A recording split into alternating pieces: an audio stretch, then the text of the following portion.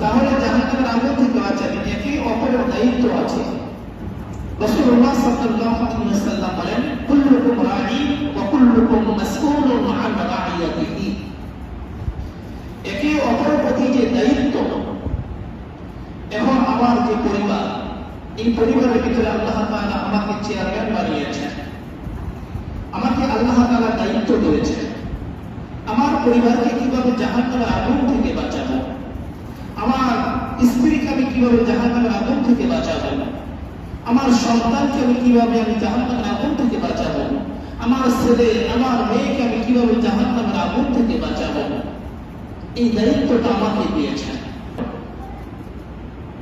আমরা যেভাবে দুনিয়া কামানোর জন্য ফিকির করি, সন্তানকে দুনিয়াতে লেখাপড়া করানোর জন্য যেভাবে আমরা ফিকির করি, সেভাবে ফিকিরটা যদি আমরা একটা সন্তানকে জাহান্নাম থেকে বাঁচানোর জন্য ফিকির করতাম, আশা করি আল্লাহ তাআলা আমাদের এই চেষ্টা ফিকিরকে 100% না হলেও 80% আল্লাহ কবুল করবেন।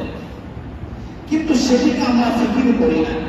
আমরা ফিকির করি দুনিয়ার দিকে, চিন্তা ফিকির দুনিয়ার দিকে।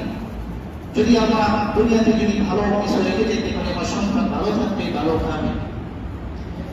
কিন্তু আমার প্রধান দায়িত্ব হচ্ছে আমার সন্তানকে দ্বীন শিখানো, ইসলাম শিখানো, আল্লাহকে চিনানো, রাসূলকে চিনানো।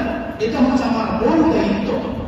যদি আমার এই সন্তানকে আল্লাহকে চিনাইতে পারি, রাসূলকে চিনাইতে পারি, তাহলে আমার এই সন্তান আখিরাতমুখী হবে, জাহান্নাম থেকে বাঁচতে পারবে। এইদিকে চিন্তা ফিকিরটা আমাদের করা প্রথম 1 নম্বর দায়িত্ব হচ্ছে আমার। এই জন্য রাসূল বলেন, কুল্লুকুম রাঈ ওয়া কুল্লুকুম মাসউলুন আন রাঈয়াতিহি।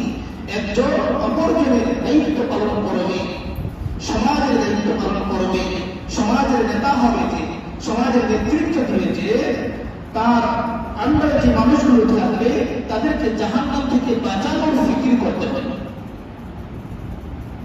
আজকে আমরা জাহান্নাম থেকে বাঁচানোর ফিকির করি না। আজকে আমরা জাহান্নামে যাওয়ার হয়তো প্রতিযোগিতা চালিয়ে দিচ্ছি, আখিরাত কামানোর জন্য প্রতিযোগিতা করি না। যেহেতু আল্লাহ রাব্বুল আলামিন আমাদেরকে একটা পরিবারের প্রধান বানিয়েছেন,